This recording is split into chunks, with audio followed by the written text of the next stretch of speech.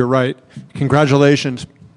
First of all, how weird is it for you to be here and there was a fight in Perth the other day? Oh yeah, it's actually funny because when I first came to the US, they did the first show in Perth, the one that Israel actually debuted on, and I missed that one too because I was over here at the time. So this is the second time it happened now. However, yeah, the last one that was before this one, I actually got to go to, so that was wicked. So it does feel a bit weird, but yeah, I'm over here doing business anyway. So I think this is getting a contract is, you know, better and more fulfilling than just going to the event. Now I'm part of the event, so yeah, it's amazing. What were you doing? You said you were in the United States last time. What were you doing when the first one was there? I came over here 2017 for the first time. It was the Brazilian Jiu-Jitsu World Championships. I was a blue belt at the time. Came over, competed, lost in the quarterfinals, and then just hung around for like 3 months. Went to a boxing gym, went to a couple MMA gyms, checked it out. And then after losing in the Worlds, I came back to Perth and I was like, right, well, I want to do MMA now. And the cage actually came back. It was banned for a long time in Perth, MMA in the cage. So that came back. And then, yeah, I went to a show. It was a Hex show. I went there, watched that, and then I was like, man, I think I can beat all these guys. So, and I was big fans of these guys, but the guys my way, obviously, I thought I can beat these guys. So then I wanted to finally take up MMA like I'd always planned to do my whole life. So, yeah. In one of your interviews with Laura, you said your coach was calling out the combinations and everything. But I wonder, you know, how much of that was instinct, because your coach is calling out there's that split-second delay between the time you hear him and the time you do it, and the opening isn't there anymore, right? Had that been a move that you had drilled over and over? Because it seemed like the left hook was, you know, as soon as he moved his hand, boom, you got that left hook in there. Yeah, just that's a combination that we call out on the pads all the time. Not going to give away like what we say, because then probably my next opponent, when my coach calls it out, they're going to know what it is. So we'll keep that one like, yeah, but they'll probably hear it anyway. It's not rocket science. They can figure it out. But I work that combination all the time. Like when we hit pads, I'm throwing 20 punch combos all the time. So, and putting like punches in bunches, that's what I like to do. So yeah, combination punching, that's my style. And yeah, I was just lucky enough that, you know, I heard the call and I said, oh yeah, we'll see if this lands. Boop. And then I was like, oh shit, my phone is down. And I was like, oh, just like that. And then, yeah, it was just blown away. Shocked myself every time. So because this is something you've wanted so badly and you've been working for such a long time, when you drop them, is there, you know, do you have to resist the urge to get too excited and, you know, just stay within yourself and do your job, as opposed to, oh my God, now I'm almost there, right? And can you talk us through sort of how you went through the finish? You went through, you know, you seem like pretty methodical as you did the ground and pound and then transition to the choke. Yeah, I would have liked to just ground and pound him unconscious, to be honest, but I kept hitting him and then he wasn't going unconscious. I was like, I'm going to have to choke him now. Yeah, that was just the thought process behind that. I definitely got excited when I dropped him. It's just, I guess, you know, like we practice it in the gym all the time. Obviously, I don't drop my training partners then run in like that, you know, but yeah, it's just killer instinct, I guess, you know. It's as soon as you smell the blood, you go. So, and I've always had that. And yeah, I think my coach actually said to me this morning, like, you know, a samurai, they don't wake up and then think, oh, am I a samurai or am I not? If you're a samurai, you know you're a samurai, and I really am, and I'm there to just kill or be killed 24/7. So that's you and Yuri Prohaska, congratulations. So that's a big compliment. Last question for me. You know, you made the comment you wanted to knock them unconscious, and you know, you hear Dana talk a lot of times, show us what you have and everything. Does that play, you know, when you come here and you make that long flight, 20 hours or whatever it is over here, is that in your head? Because like we heard him last week, and you know, even today when he was talking about Torres Finney, you know, hey, show us what you have and everything. Do you consciously think about that as you're going through fight week and preparing? Yeah, 100%. That was actually something that my coach talked to me about a lot. He said, hey, you know, don't worry about trying to do anything different. You know, Dana's going to love you regardless, because I don't know if any of you guys have watched any of my previous fights, but I'm exciting. I have a 100% finish rate for a reason, and my only loss went the distance with Steve Erceg, who we all know how fantastic he is, right? And if you watch that fight, that got Fight of the Year, Australian MMA, and it was probably the most high-paced fight you can watch on any regional scene. So in my head, I was thinking, oh, maybe I've got to try and be a little more exciting. But my coach just said to me, like, look, man, don't try and be more exciting. You just go and do you, because you're exciting regardless. So I've never been in a boring fight. And the day I am in a boring fight and I look boring, Dana can cut me straight away. I don't want to be in a boring fight. I'm there, like I said, I want to finish my opponents. I'm not there to try and dance around and hit and run away and win on points. I want to put them out and make sure it's a non-negotiable, that there's no argument as to, if I should have won or not, So never leave it in the judge's hands. That's what I like to finish fights, and that's what I'm going to try and continue to do, so... And just last thing, give your coach credit. What's his name? So Romel Luistro, best coach in the world, and thank you for believing in me and actually taking me under your wing, because wouldn't be able to do it without you. So shout out to Luistro Combat Academy in Perth. We're a small, tiny gym, but it's not about the equipment, it's about the quality in there. So that's what matters. Cody, congrats on the big win in the right here. Congrats on the win in the contract. Dana called this an odd night. I'm sure you saw there. Especially after your fight, 2 decisions, and it's just kind of an odd night overall. But how does it feel to be the standout of this episode?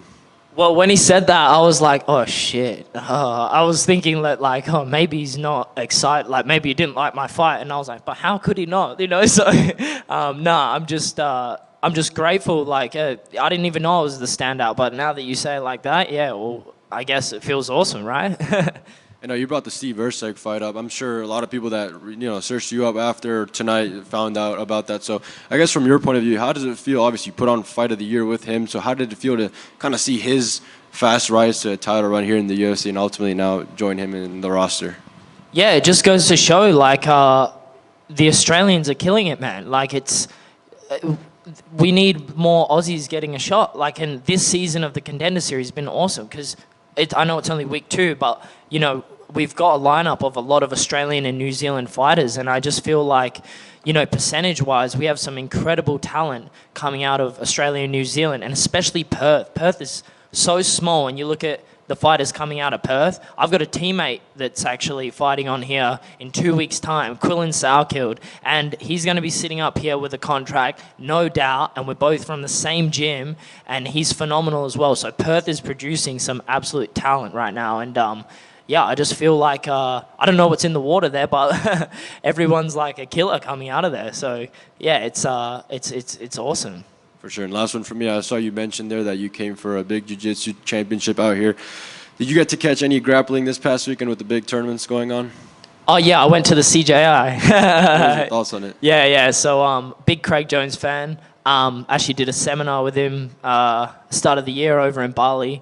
Always looking to upskill. So, I love what he's doing for the sport. Jiu-jitsu guys have never been paid properly.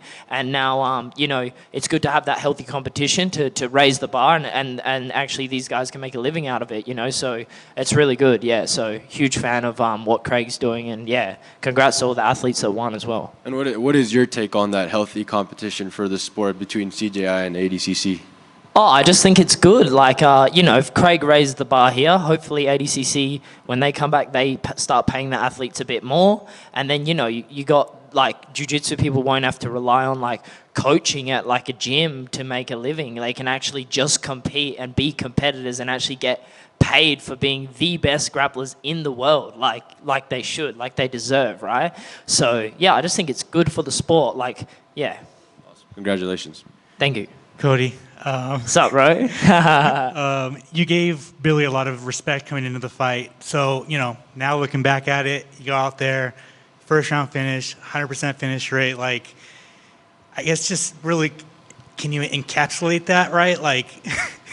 Yeah, so, we were talking during the week, and I was super worried, man. Every opponent I'm shit scared of. I put it simple like that. But it's these like insecurities that make you train so hard and prepare so well. You know, I know like a fight's a fight, anything can happen, and I think Billy's a phenomenal fighter, man. It's just, I don't know. It's just I shock myself every time.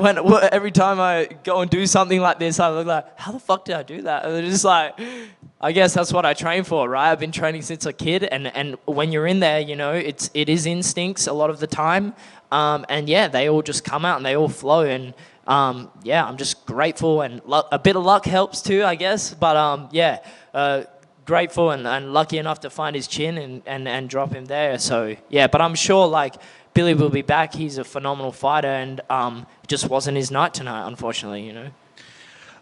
You know, this is a very softball, you know, easy question, but like, you know, so young, and you're finally a UFC fighter. Like, how does that feel? You know, you've it's been a dream for you for so long. You had a tough time finding opponents on the regional scene. You didn't know if you were gonna get here in another 2 years. You got here quick. Like, what's it feel to have a UFC contract? Yeah, I mean, it feels normal, right? Because I've always valued myself as a UFC fighter, and it was actually frustrating fighting on the regional scene for so long without being like signed to a greater promotion, because I always knew that this is my destiny and this is where I need to be, and just let me go do some damage, you know? And finally, I've been given the opportunity to do some damage, and I'm sure you'll see me do a lot more damage, yeah. So I'm super stoked. But yeah, patience, like, you know, everything happens for a reason, I believe. And yeah, when it's your time, it's your time. And I feel like now it's just my time, simple as that. And when it's someone's time, they're hard to stop. And I feel like it's my time. UFC debut.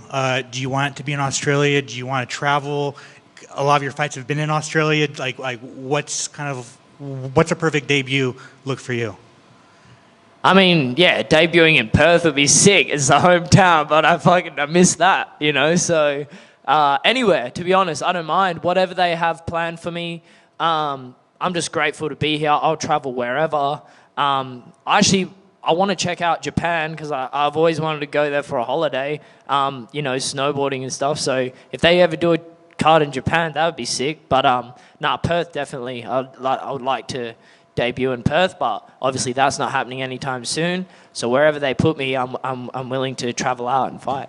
And are you looking to stay active? Oh, 100%. Yeah. So I will enjoy 1 week here in the US. We're going to go to Orlando, Florida, go on all the rides at the theme park, you know, make up for lost time. As you know, in Perth, we've only got Adventure World. It's pretty bad, like, considering like what you guys have here. So I want to go on some roller coasters and just, yeah, do all the things that I didn't get to do when I was a kid. So I'm just a big kid. So yeah, I'll go do that. And then when I get back to Perth, yeah, back to the grind, and then just stay ready. It's training all year round, pretty much. Stay ready. I don't have any injuries, touch wood, from this fight.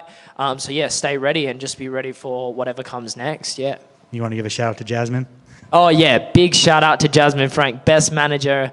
Yeah, and she hooked up this opportunity, so thank you. Yeah. All good.